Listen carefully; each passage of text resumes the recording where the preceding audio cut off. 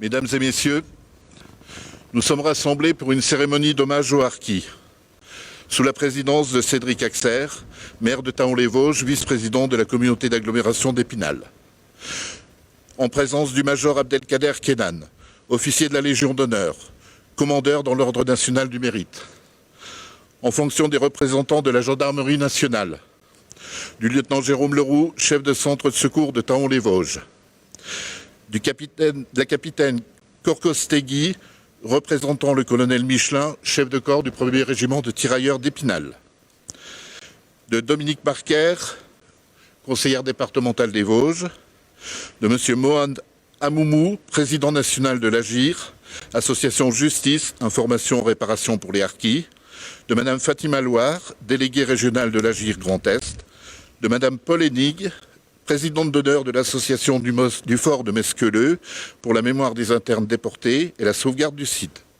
des élus du conseil municipal, des élus du conseil de proximité jeunes, des représentants des associations patriotiques, des cultes, de l'éducation nationale et de l'association Le Pantalon Rouge.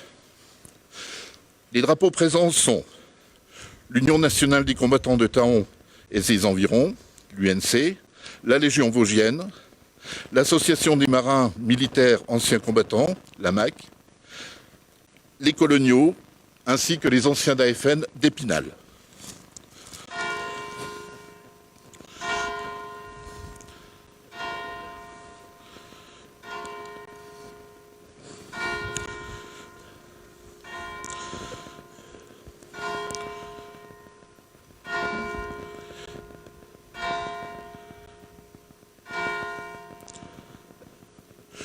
Je passe maintenant le commandement de la cérémonie militaire à l'adjudant-chef Valente, chef de la fanfare La Nouba du 1er régiment de tirailleurs stationné à l'Épinal, qui nous font l'honneur de leur présence à Thaon-les-Vosges.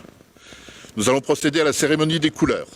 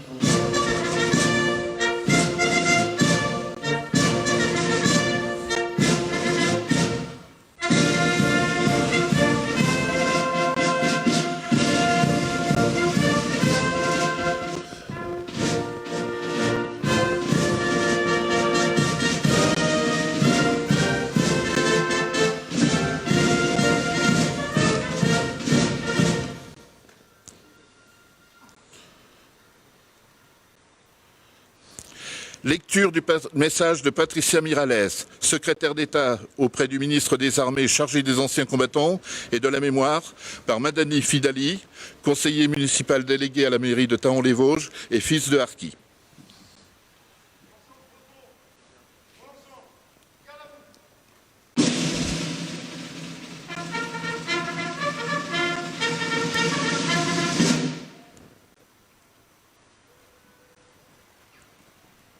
Lecture du message de Patricia Milares, secrétaire d'État auprès du ministre des Armées. Longtemps dans notre histoire nationale, la voix des harkis et des autres supplétifs de l'armée française de la guerre d'Algérie a résonné dans le silence. En ce jour, nous sommes à nouveau réunis pour revenir sur ces années d'ignorance et, à défaut de pouvoir les effacer, contribuer à les dissiper. L'histoire des harkis a nourri une mémoire douloureuse et lancinante, car elle était tissée d'abandon, de relégation et d'oubli. C'est une histoire qui se découvre encore, qui heurte, qui choque, qui laisse interdit. Quand on constate à quel point la France a pu manquer à sa parole et la République à ses promesses. L'histoire des harkis, c'est d'abord l'histoire d'un engagement, celle de soldats au service d'un pays dont ils attendaient tant. Ils se sont engagés dans les montagnes de Palestro, dans le Constantinois, dans les hauts plateaux et ailleurs en Algérie. Avant eux, leurs pères avaient combattu l'envahisseur nazi en Italie ou dans le sud de la France. Leurs grands-pères s'étaient déjà illustrés sur les champs de bataille de la Première Guerre mondiale. C'est ensuite l'histoire d'un abandon répété 2 fois sur chacune des 2 rives de la Méditerranée. Le premier a eu lieu en Algérie, car quand la guerre prend fin pour les soldats français venus de métropole, les représailles s'abattent sur les harkis et leurs familles. Ils découvrent avec horreur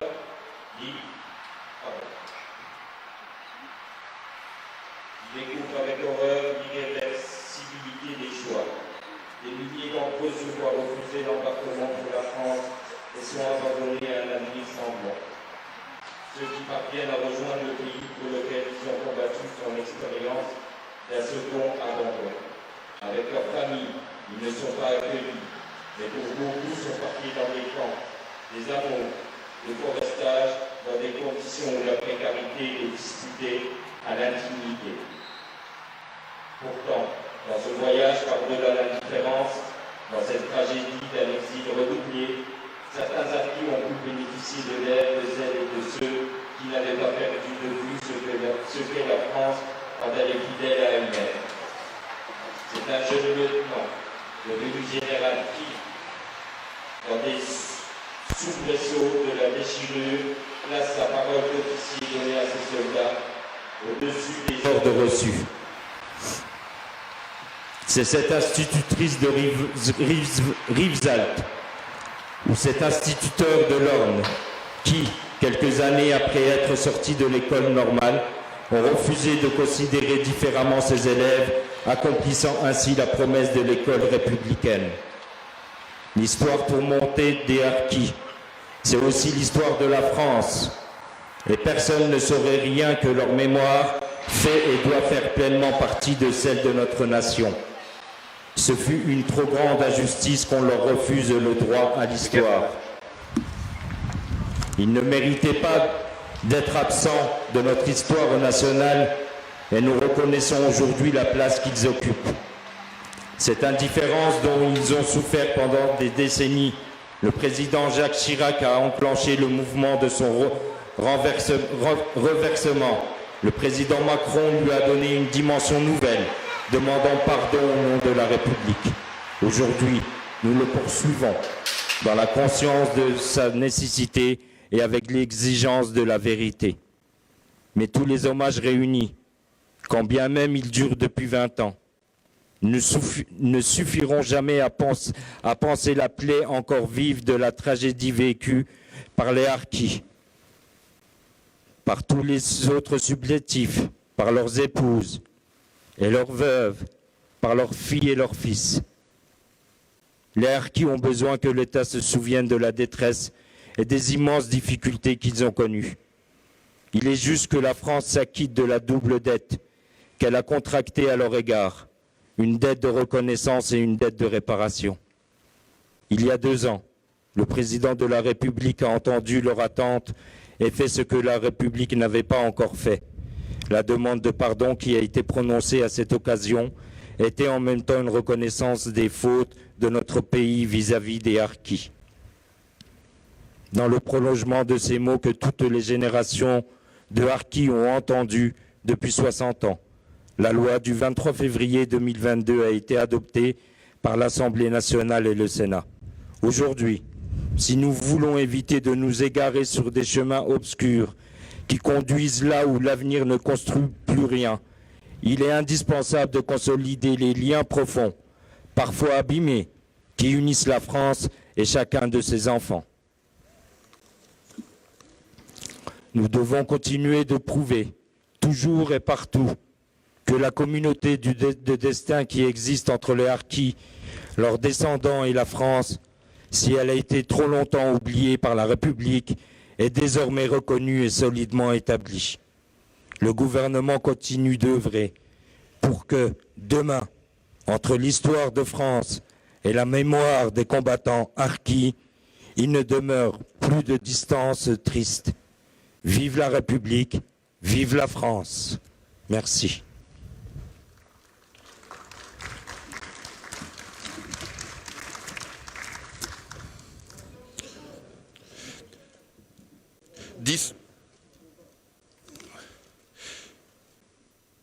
Discours de Monsieur Mohan Amoumou, président national de l'AGIR, Association Justice, Information, Réparation pour les harkis.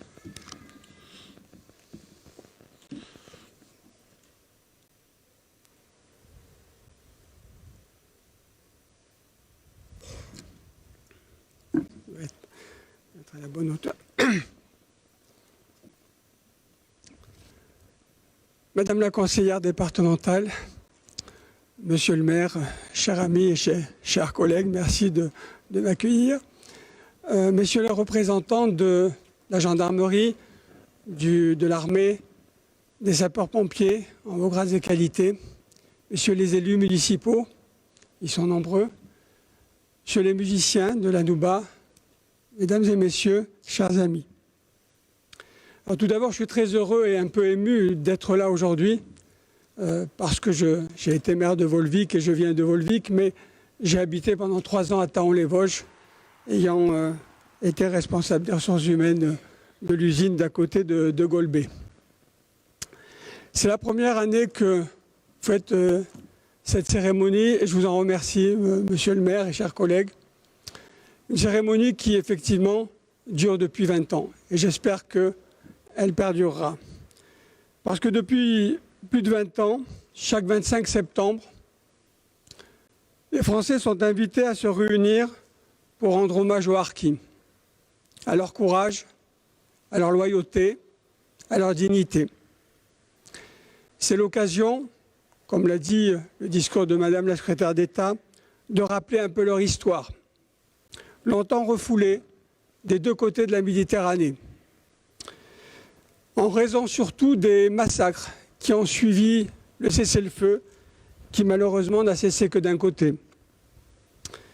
Des massacres qui gênent à la fois l'Algérie et la France, l'Algérie pour les avoir commis, la France par sa passivité pour les avoir permis. L'armée avait les moyens de protéger les harkis. Elle est restée sur place jusqu'en juin 1964 pour les derniers. Elle a reçu l'ordre de ne pas bouger. Il s'ensuivit des massacres horribles, n'épargnant ni femmes ni enfants. Face à cela, des officiers ont refusé ces ordres. Des ordres d'abandon actés par le télégramme du 12 mai de Louis Jox, confirmé le 16 mai par celui de Pierre Messmer. Ils sauvèrent beaucoup de harkis et un peu de l'honneur de la France et de son armée. Ces officiers qui ont désobéi, ces fonctionnaires qui ont aidé, ce sont nos justes. Nous les associons à cet hommage. Ce fut le cas du président d'honneur d'Agir, un ami qui nous a quittés il y a 1 an, le général François Meyer, alors lieutenant, qui a sauvé à lui seul 300 personnes. Il a fallu attendre le 25 septembre 2001 pour qu'un président de la République, Jacques Chirac, reconnaisse, je cite, que la France n'avait pas su sauver ses enfants. On peut se demander si elle n'a pas su ou si elle n'a pas voulu. Plus tard, les présidents Hollande et Sarkozy reconnurent aussi, je cite, les responsabilités des gouvernements français dans l'abandon des harkis et les conditions d'accueil inhumaines en France. Mais il restait à graver cette reconnaissance de responsabilité dans le marbre de la loi pour engager la réparation des préjudices subis. Le président Macron l'a fait, comme cela vient d'être rappelé. Sa demande de pardon aux harkis le 20 septembre 2021, puis la loi du 23 février 2022 acte sans équivoque la reconnaissance officielle de la responsabilité de l'État français de 1962 dans l'abandon des personnes en danger et dans l'accueil indigne des familles rescapées, parquées dans des camps insalubres, des baraquements isolés en pleine forêt, entravant ainsi leur intégration. L'État, par cette loi, a enfin admis la vérité de ces pages terribles de notre histoire. Cela a permis de passer des politiques de solidarité, politique sociale, à une réparation de préjudice. Même si, vous l'avez bien compris, aucune réparation financière ne rendra vie aux victimes des massacres en Algérie, ni aux nourrissons morts de froid ici en France dans des camps.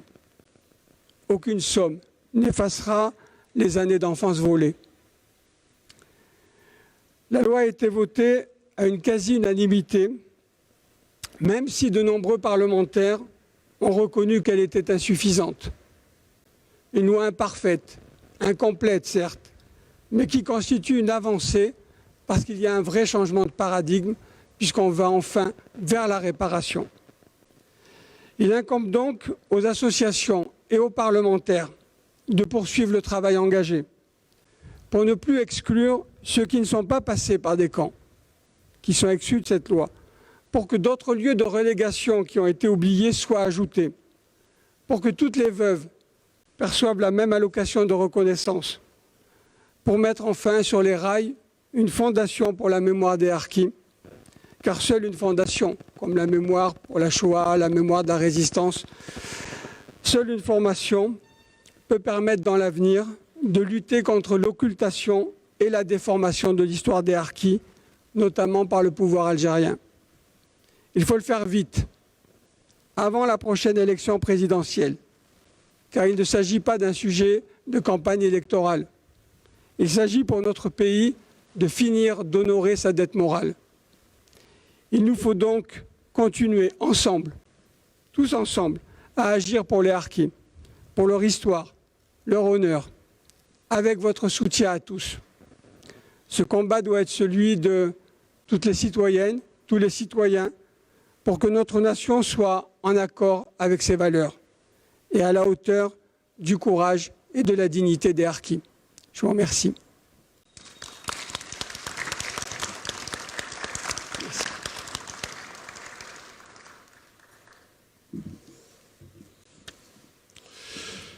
Discours de M. Cédric Axer, maire de Thaon-les-Vosges, vice-président de la communauté d'agglomération d'Épinal.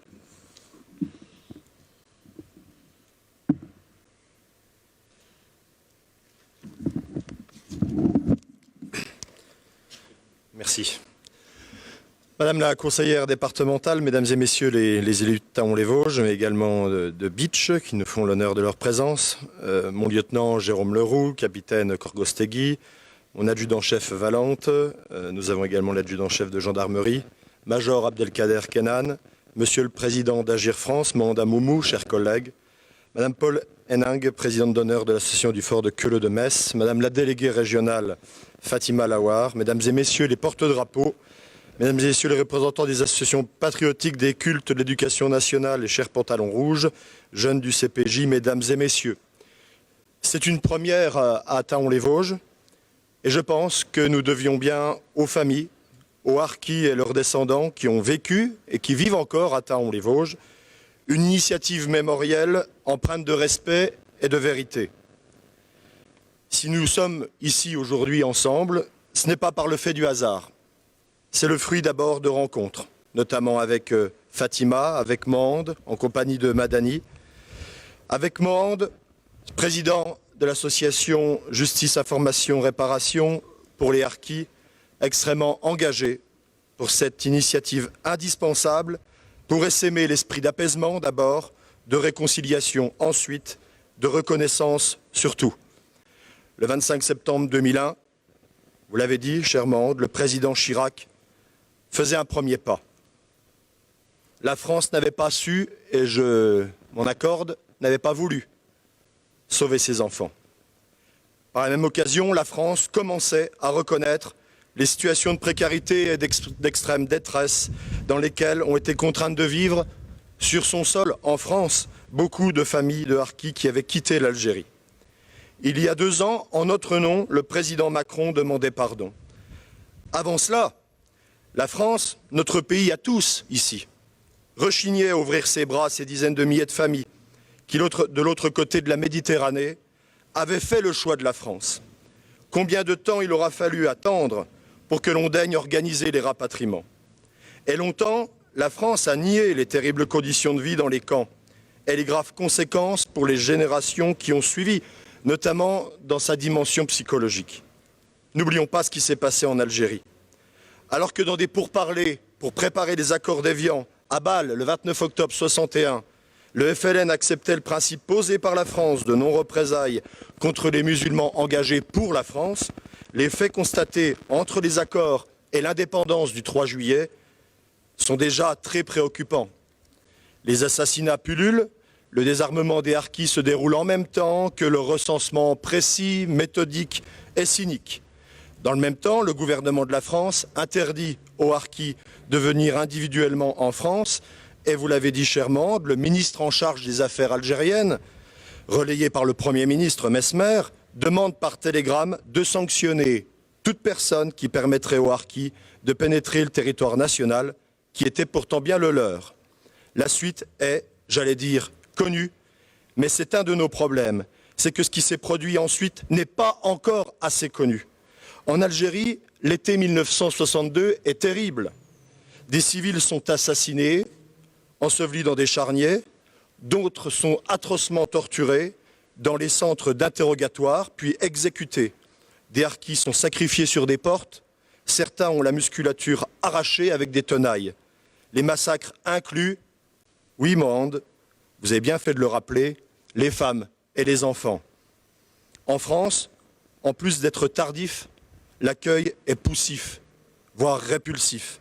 L'objectif assigné au camp est clair, triage des réfugiés et hébergement temporaire des familles, mais la situation va parfois durer de longues années dans des conditions difficiles de promiscuité, d'absence totale d'intimité, non-scolarisation des enfants dans les camps, dans les écoles des villes et villages avoisinants, hygiène contestable des installations et aussi une vulnérabilité quant au tempérament des directeurs de camps.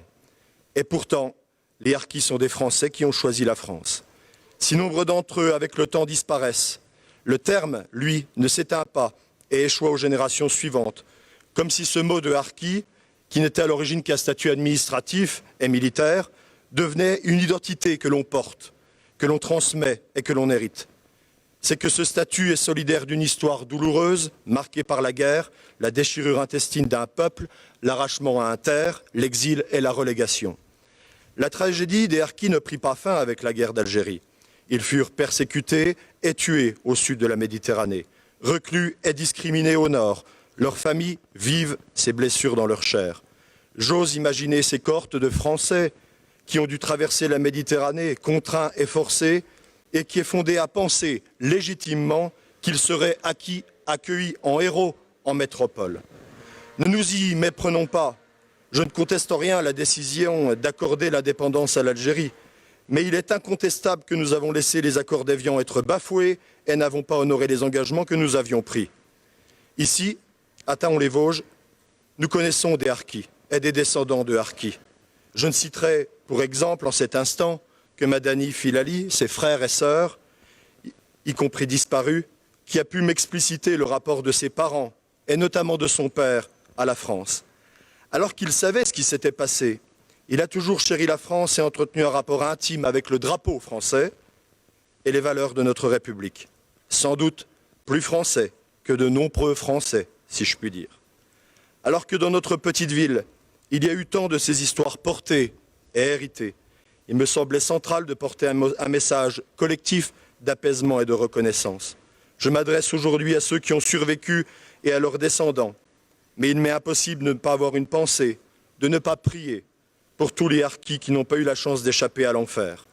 Notre ville se devait d'être au rendez-vous. Major Kenan, vous savez ce qu'est l'honneur et la fidélité.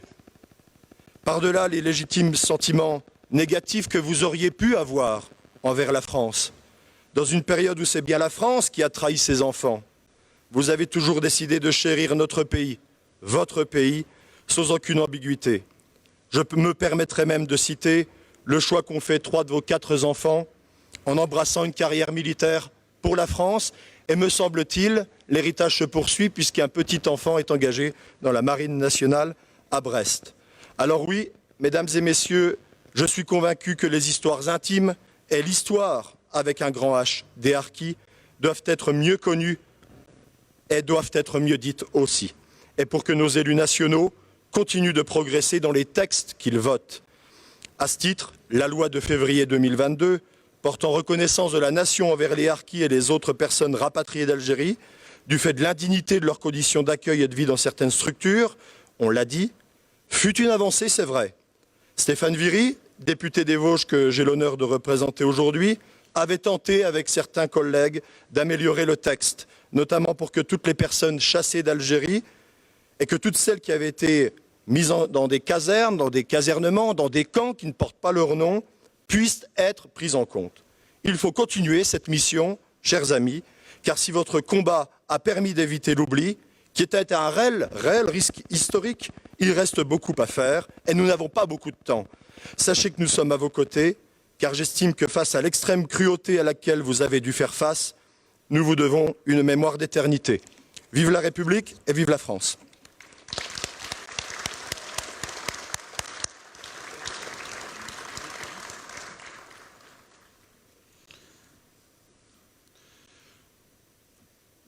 Nous allons procéder au dépôt des gerbes.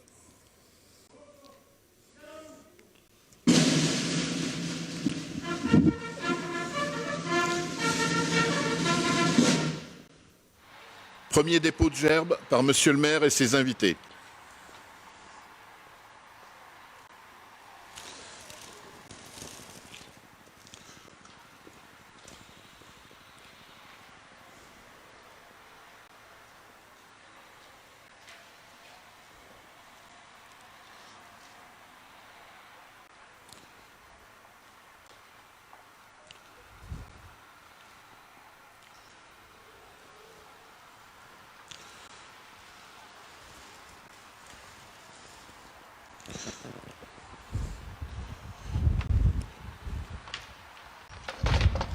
Deuxième dépôt de gerbes par M. Mohamed Amoumou et ses invités.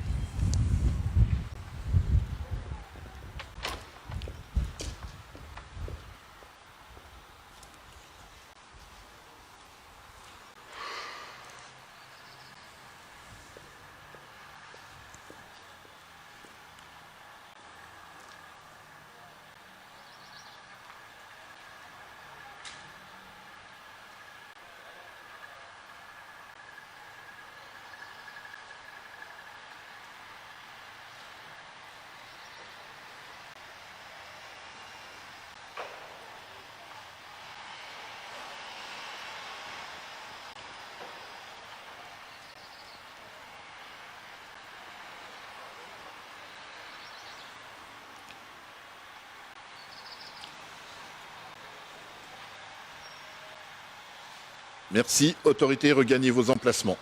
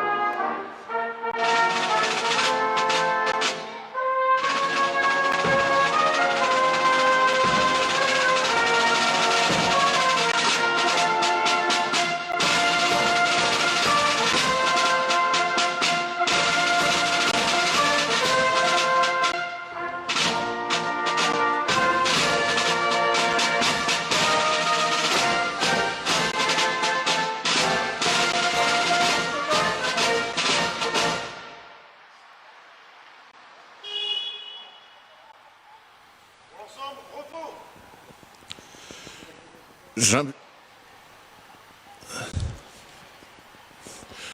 Monsieur le maire et ses invités à procéder au salut au drapeau.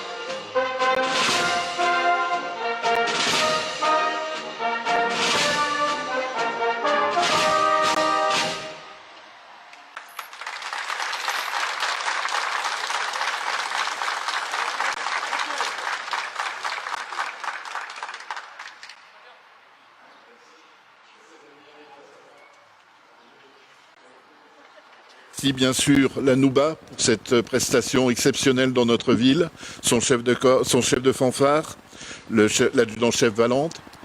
Remercier également tous les services techniques et administratifs de la commune qui ont permis une bonne réalisation de cette cérémonie, la gendarmerie nationale, la police municipale qui ont sécurisé les lieux durant cette période. On va se retrouver ensuite au premier étage de la salle Verdun pour la visite de l'exposition Parcours de harkis et de leurs familles, et ensuite suivi d'un verre de l'amitié. Et je vous rappelle, cet après-midi à 15 h, à l'auditorium de l'Arche Bernadette, en face du monument aux morts, la présentation de l'association Agir et la conférence de M. Mohand Amoumou, auteur de l'ouvrage « Et ils sont devenus harkis », qui sera suivi d'une dédicace et d'un moment de convivialité. Merci à toutes et à tous, aux nombreux harkis présents et à vous tous ici présents.